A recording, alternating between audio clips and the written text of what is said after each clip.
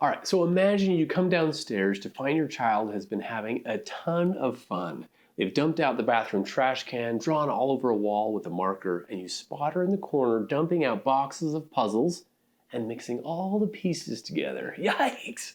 Hey there, I'm Dr. David. On today's Thrive in 5, I'll be sharing some parenting tips for infants and toddlers.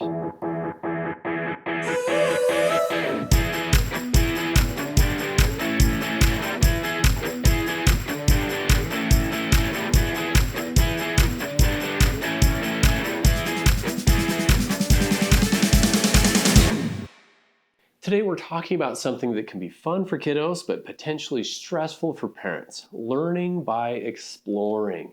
So back to your discovery of your child downstairs having a great time. In that moment, you're probably not super happy. In fact, you may be wondering how she got into so much stuff and why she did it and what you can do to squelch that exploring impulse she seems to have, all while you're restraining yourself from exploding on your dear little 2-year-old.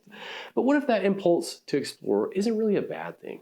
That little explorer of yours really wants to learn about all the new and exciting things around them. They do this by touching and tasting and pushing and playing with everything they can get their hands on.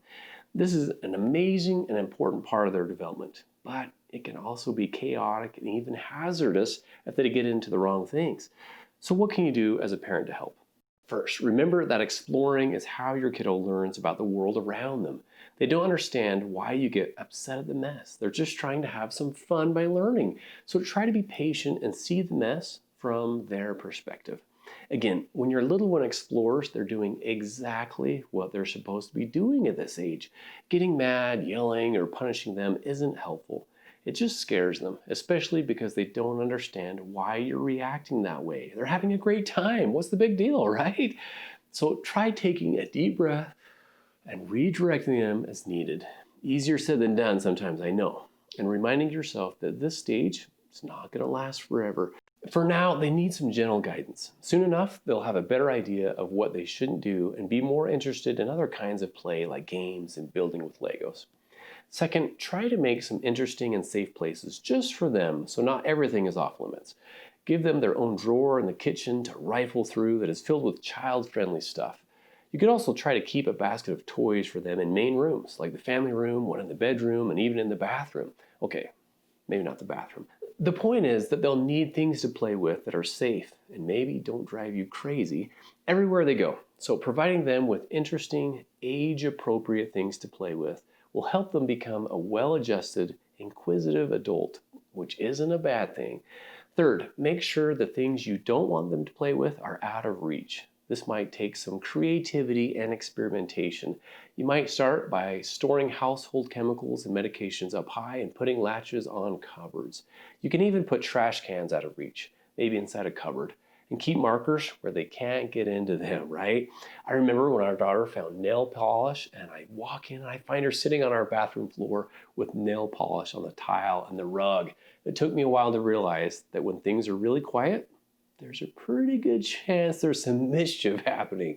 Yep, we should have put the nail polish up higher or a latch on the drawers. So remember, your little one doesn't know yet what is unsafe or fragile or what will make a mess that you get upset about. They need your help to resist all the cool stuff in your house that they shouldn't have. So those are the tips of the day. First, try to be patient and remember that exploring is how your baby learns.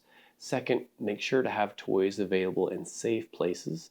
And third, store whatever you don't want them getting into where they can't get to them and child-proof those drawers and cupboards that are off limits. Oh boy, isn't it so exciting when your little one becomes more mobile and curious? At the same time, their exploratory spirit can sure keep parents on their toes.